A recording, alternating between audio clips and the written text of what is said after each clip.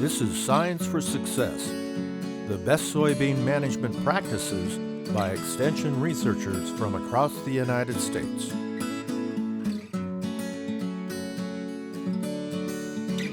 Hi, I'm here with Dr. Manni Singh of Michigan State University to discuss some common misconceptions regarding soybeans in the vegetative phase.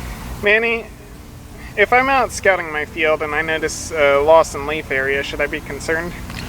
So since vegetative development in soybean takes place over more than half of the total growing season, any leaf area loss early in the season can be recovered quickly without any loss of yield. So what if I notice that my whole field is pale? Should I be concerned then?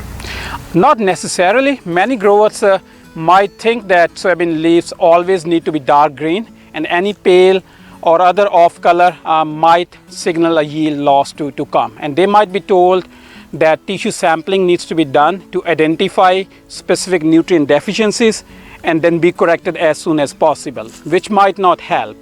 Low temperatures or cold soils can lead to some of these off colors. Small plants have small root system and will uptake nutrients slowly. So I would say, except a few cases like iron chlorosis in high pH soils, these off colors will correct quickly once conditions return to normal with no loss in yield. So I've heard that soybeans need a certain level of stress early in the season to achieve maximum yields. What do you say to that?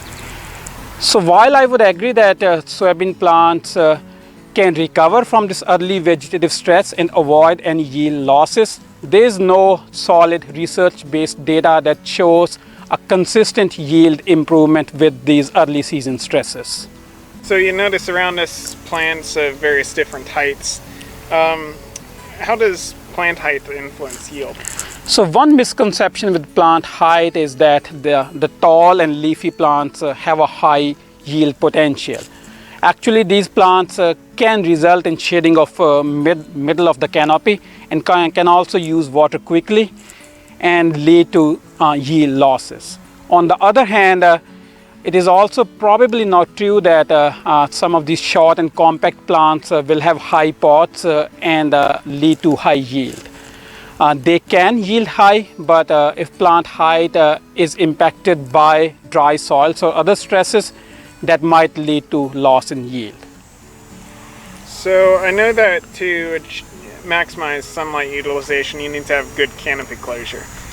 At what point in the season should I expect the canopy to be fully closed? If it's not closed by flowering, should I be concerned?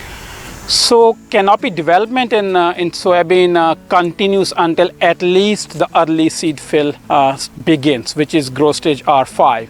So as long as the canopy is complete and closed by that time, it is competent to fill those seeds and produce high yields.